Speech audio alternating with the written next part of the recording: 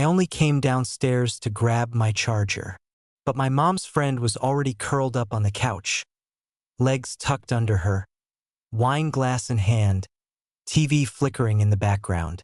And when she looked over her shoulder and said, "Don't sneak past me," I should have just smiled and kept walking. It was close to midnight. Most of the guests had already left after my mom's little get-together. A relaxed Friday night that turned into music, wine, and too much catching up. I'd gone upstairs hours ago, trying to escape the stories and laughter that got louder as the bottles emptied. But now I was back, just passing through. Vanessa, my mom's friend, was still there, apparently very much awake. She turned fully toward me when I entered the living room, her legs shifting under the blanket. "Did we wake you?" she asked, her voice soft and low. She held her wine like it was part of her hand. I shrugged. "Nah, just need my charger. Think I left it behind the couch." Vanessa raised a brow. "Sure you did." I ignored the look and bent down to reach between the cushions. Her legs were right there, bare. She was in some loose, off-the-shoulder thing. I couldn't tell if it was a long top or a short dress. "You missed the fun part," she said. "Your mom started telling stories from when you were 10. There were photos." "Great," I muttered. "Can't wait for those to resurface on my birthday." Vanessa chuckled. It had that warm, teasing rhythm, the kind that says I've known you for years, and now I'm looking at you differently. When I stood up, she patted the couch beside her. "Since you're here, sit a minute. You look like you just woke up from a coma." I hesitated. The charger was already in my hand. I could leave, but I didn't. The cushion gave slightly as I sat, not touching her, but close enough that the warmth from her legs brushed the edge of my jeans. She didn't shift away. For a few seconds, we both stared at the TV. Some old black and white film playing on mute. A woman crying, lips trembling, but no sound. "You've changed a lot," Vanessa said suddenly. I glanced over. "Since when?" "Since the last time I really looked at you." That made my stomach tighten. I couldn't tell if it was a compliment or a trap disguised as one. She swirled the wine in her glass. "It's weird seeing someone grow up in front of you. You're supposed to always be the kid with jelly on his face and scraped knees." I laughed once. "Sorry to disappoint." Vanessa turned her body toward me fully now. Her knee brushed mine. "Not by accident." "You don't disappoint," she said. Silence. And then she leaned just slightly forward. Not enough for anyone else to call it anything, but enough that I felt the pull. That gravity. The shift in air. Then came the line. "Think you can handle this kind of attention?" My breath caught, half from surprise, half from whatever ran electric down my arms. "I'm just messing with you," she added quickly, leaning back with a grin that didn't reach her eyes. But it hung there. The rule wasn't said out loud, but it was there. That line. That space we weren't supposed to cross. She was my mom's friend. She had been around since I was 14. She brought wine to family dinners, called me handsome when I graduated, winked at me last Thanksgiving when I offered to carve the turkey. And now she was sitting too close. "Anyway," she said, "you've got your charger. Off you go." I stood up, heart still pounding. That's when the floor creaked upstairs. My mom's voice floated down, muffled. "Vanessa? You still down there?" Vanessa answered easily. "Just watching the end of the movie." I moved toward the hallway. My mom again. "Hey, if he's still up, tell him to text me before he leaves. I don't want the alarm set off." Vanessa smiled at me, slow and knowing. "You hear that? I'm responsible for you now." I rolled my eyes. "Lucky me." She raised her glass in mock toast. "Very." I reached the hallway, almost gone. Then Vanessa called after me, "Oh wait, your phone's still charging." I dropped it in my overnight bag. Come grab it. I turned back. You sure? She pointed toward the guest room. It's right there. Closet side. I hesitated. She was already up, walking barefoot across the floor, glass in hand, her blanket sliding off her shoulder. She glanced back. I'll show you. And she disappeared down the hall. I stood there for a second, alone in the quiet hum of the house, then followed her. The guest room smelled faintly of perfume and fabric softener, the kind of scent that sticks to you even when you leave. Vanessa pushed the door open with her hip and flicked on the lamp. The light was soft, golden, too warm for the hour. My bag's around here somewhere, she murmured half to herself. A suitcase sat open on the chair, clothes folded in careful stacks, a pair of heels lying tipped on the carpet. She moved slowly, almost deliberately, sliding zippers and brushing fabric aside. I stood by the door, unsure if I should wait or help. You sure my phone's in there? She didn't look up. Positive. I saw the cord hanging out earlier. Thought I'd charge it for you. She was leaning over now, the hem of her dress shifting up as she reached into the bag. I caught the reflection of her shoulder in the mirror, smooth, bare, and tense. Found it. She turned, holding the phone by its cable. But instead of handing it over, she sat down on the edge of the bed, winding the cord slowly around her fingers. Come here. I'll unplug it for you. These outlets are tricky. It wasn't the outlet that was tricky. It was this, the space between us, the soft lamp glow, the sound of rain starting against the window. I crossed the room. When I reached for the phone, our hands brushed. She didn't pull away this time. Vanessa's voice dropped. You're shaking. I'm not. You are, she said quietly, and then with a hint of challenge. That's good. It means you still know what's wrong and what isn't. Her words hung there. She looked up, eyes steady, then smiled faintly and handed me the phone. But as I took it, she let her fingers trail over my wrist, just for a second. Enough to make my pulse kick. That's when I noticed the silver ring. Thin, worn, catching the lamplight every time she moved her hand. She turned it slowly while she talked, like a nervous habit. You still in college? She asked casually. Graduated last month.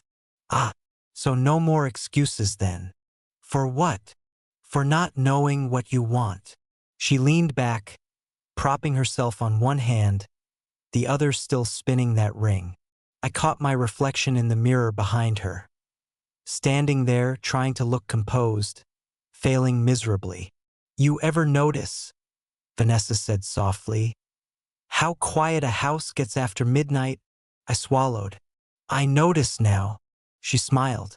That's because most people are asleep, which means whatever happens down here. A loud thud interrupted her. Something upstairs, heavy enough to make the ceiling creak. We both froze. Then came my mom's voice, faint but clear. Vanessa? You still up? Vanessa straightened instantly. Yeah, she called back, steady, controlled, just folding some things. Another pause. Then the sound of a door closing upstairs. Vanessa exhaled, long and slow. She'll sleep like a rock after that much wine, she whispered. Her tone wasn't nervous. It was assessing, testing. I tried to speak, but she cut me off. Relax. It's just a conversation. She tilted her head, eyes glinting. Unless you're thinking about something else. I didn't answer. Couldn't. She smirked, then slid closer on the bed. The mattress dipped, closing the gap. I could smell her perfume now, something floral, faintly citrus, like the aftertaste of summer. Vanessa reached out, brushing invisible lint from my sleeve. Her touch lingered. Do you ever think about what people don't say? She murmured. Like, What's hidden underneath all the polite smiles? Her thumb traced a slow line down my forearm. Sometimes that's where the truth lives. I wanted to move. I didn't. She leaned closer until her breath touched my skin. "You're too quiet," she whispered, "because I don't trust what I'll say." That made her pause, just for a moment, and then she laughed softly. Smart answer.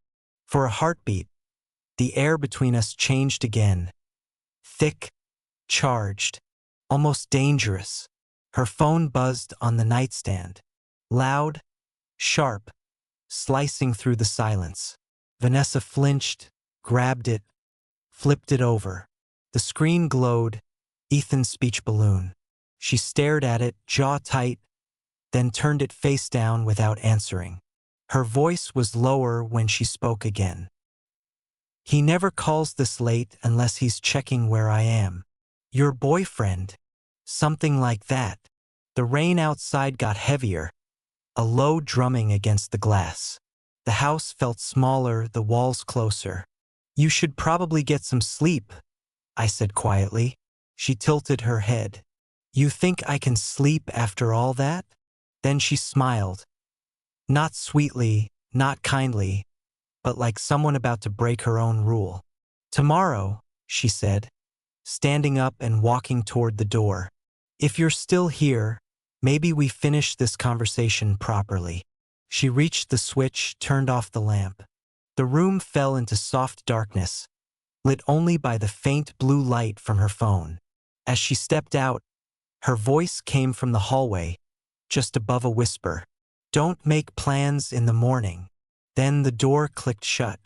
I stood there, phone in hand, heartbeat in my ears, rain still whispering against the window. And even though I knew I should leave, I already knew I wouldn't. The rain had stopped by morning, but the sky was still heavy with leftover clouds. Everything looked washed out. Driveway glistening, leaves dripping, air thick and wet like the world was holding its breath. I woke up to the sound of voices downstairs, plates clinking, cabinets opening. My mom was making breakfast, and Vanessa was there with her, laughing, like nothing had happened. I stayed in the guest room longer than I needed to, brushed my teeth slower, looked at my reflection too long, as if something about my face would give me away. When I finally came down, the kitchen was full of warm smells. Toast, cinnamon, coffee. My mom stood at the stove in a robe, and Vanessa leaned against the counter, hair up in a messy knot, sipping from a mug. She was wearing a soft gray sweatshirt, no makeup, but her eyes locked on me the second I walked in. And there it was again, the silver ring, turning slowly on her finger. "Morning," she said casually. "Sleep okay?" "Yeah," I answered, not looking at her for more than half a second. My mom smiled. "I didn't even hear you come back down last night. Guess the wine knocked me out." Vanessa chuckled. "You were out before the end of that movie." She didn't blink, didn't flinch. Her voice sounded perfectly even. But when my mom turned her back to pour orange juice, Vanessa shifted her hand just slightly and tapped the ring against her coffee mug. Once, deliberately, a single soft tink. It was meant for me, a signal. I grabbed my coffee and pretended not to react. But my pulse had other plans. "I'm gonna head out soon," I told them. "Just need to pack my charger and stuff." "Sure," Mom said. "I'm home all day if you swing back through."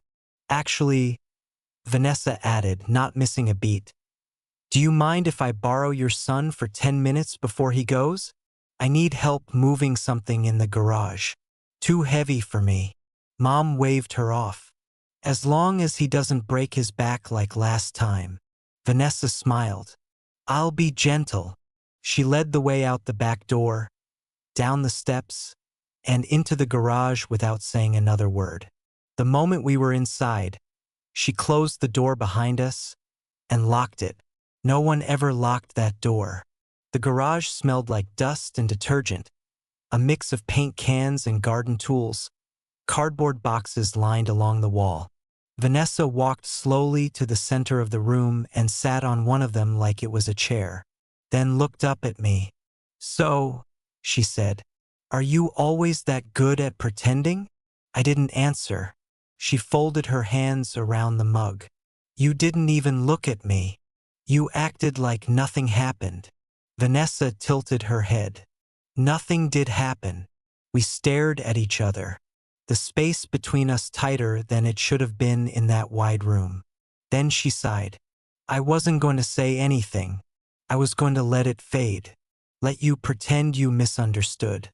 But then," she held up her hand, twisted the ring slowly. "Then you looked at this like it meant something." "It did," I said before I could stop myself. Silence. Then she stood and walked toward me. Not fast, not slow, just deliberately. "Say it again," she whispered. "It did." Vanessa stopped inches from me. Her fingers lifted, brushed the edge of my shirt, not enough to pull, just enough to feel the shape beneath. "I'm tired," she whispered, "of being someone else's definition of appropriate, of always keeping my hands in my pockets. You didn't last night." "No," she said, "I didn't." Her hand touched my chest now, flat, warm, steady. "But I need to know," she whispered. "If I give you one chance to stop this, would you take it?" She was giving me the exit, the moment to retreat, and I knew the cost either way. Say no, walk out clean. Say yes, step into something I couldn't undo. I didn't move. Her voice dropped even lower. "Last time I let something go like this, I regretted it for 10 years. Then her phone rang, sharp, piercing, vibrating against the metal shelf. We both froze. Vanessa pulled back fast, grabbed it. "Ethan calling." She stared at it, then hit decline without looking at me. "You should go," she said, voice tight now. "Before I forget I'm supposed to care." I turned to leave, but she stopped me. "Wait." She walked to a shelf and pulled down a folded note, pressed between two books, handed it to me. I unfolded it. "Tomorrow, 1 p.m. Library parking lot. Back seat." No name, no signature, just the message and a small ink dot at the bottom, like a fingerprint. I looked up. Vanessa had already turned away. The library parking lot was nearly empty when I pulled in. Sunday, overcast. That kind of gray sky where the world feels paused, like something's about to happen but hasn't decided what yet. I parked 2 rows away from the back entrance, engine ticking as it cooled. There were a few cars scattered across the lot. A minivan, an old Civic, someone sitting in a Subaru with the seat reclined and sunglasses on. I scanned for her. Then I saw it. A dark blue sedan tucked behind the recycling bins near the fence. Back seat, just like the note said. I walked fast, head down, ignoring the quiet wind that tried to push me the other way. When I reached her car, the back door cracked open without a sound. I got in. She pulled the door shut behind me. Inside, the air smelled like leather and vanilla. Her perfume was faint but familiar. She wore dark glasses and a loose black coat, hair up in a twist like she'd been running errands. Like this was nothing. She didn't look at me right away. "Anyone see you come in?" she asked quietly. "I don't think so." "Don't think or don't know?" I hesitated. "I parked far. I took the long way around." Vanessa nodded, but her jaw stayed tight. She was holding her phone in one hand, but I noticed it was in airplane mode. Mine buzzed in my pocket again. Third text from my mom. I took it out, stared at the screen for a second, then turned it off completely. "Was that necessary?" she asked. "You tell me." Silence. Then Vanessa finally turned to me. The glasses came off. Her eyes looked tired. Not from sleep, from something older than that. I almost didn't come, she said. You left the note. I regretted it the second I walked away. I watched her fidget with the silver ring again. Slower this time, like it took more effort. The symbol wasn't playful anymore. It looked like wait. Last night scared me, she said. That call, the timing, how close it all felt. I wanted to call you after. You couldn't have. I know, I said, but I wanted to. That made her look at me again. Really look. I've spent the last 5 years convincing everyone that I'm fine, she said. That I like living alone.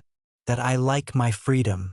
But most nights I fall asleep scrolling through rooms I'll never live in and faces I'll never see again. She wasn't performing now. Not teasing. Not testing. I married too young. Divorced too late. And every time I look at my phone and see Ethan's name, I remember I chose someone who doesn't even ask me how I'm doing anymore. She blinked and looked out the window, voice tight. You're the first person in a long time who made me feel like someone was actually seeing me, not just talking at me, not just filling time until the wine ran out. I didn't know what to say, so I didn't. Vanessa turned back. And maybe it's stupid, maybe it's dangerous, but if I don't let this happen at least once, I'll regret it more than I already do. We sat in that silence for a few seconds. Then I reached forward, my hand covering hers, the one still spinning the silver ring. She looked at our hands, then at me. I don't know what this is, I said, but I'm not pretending it's nothing. Her eyes softened. She leaned forward like she wanted to say something, but the sound of a car pulling up nearby froze us both. We ducked instinctively, breath held. A sedan rolled past, slowed, parked 2 spots away. The driver stayed inside. Vanessa's eyes didn't leave the rearview mirror. Do you know him? I asked. No, but he's watching us. I turned slightly, careful not to move too much. The man in the car was wearing a hat, dark jacket, sunglasses. Could have been anyone. Could have been no one. But the timing was bad. Too perfect. Vanessa reached into her bag and pulled out a pair of receipts. Pretended to review them like we were just going over boring errands. Then, very quietly, if he's who I think he is, Ethan may have sent someone. Why? Because I lied about where I was going. And he never trusts me when I do. My heart kicked into another gear. Vanessa looked at me, her voice shaking now. I'm not afraid of him, but I'm not stupid either. We stayed low for another minute until the man pulled away. Slowly, like he wanted to be seen. The car disappeared. We both sat up. This is what it costs, Vanessa said. Secrets come with shadows. Are you ready for that? I didn't even hesitate. Yes. She smiled, sad and real, then reached into her coat pocket and pulled out a small black key. I rented a place for the week, she said. Just for me. Just to breathe. She placed the key in my hand, her fingers curling mine around it. I'll be there Tuesday night. If you want this to be more than almost, come find me. I looked down at the key. No tag. No address, just the cold weight of decision. When I looked up again, she was already opening the door. She stepped out into the pale light of Sunday afternoon like she hadn't just set my world on fire. Tuesday felt like the longest day of my life. I told my mom I had a late shift. She offered to pack me dinner. I said I'd eat on the way. I turned off my phone in the car before I even left the driveway.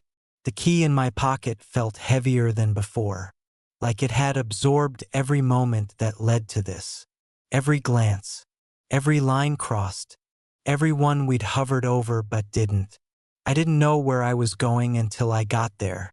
A small house, tucked at the end of a quiet street just off the edge of town. 1 story, white trim, a single porch light glowing in the dusk.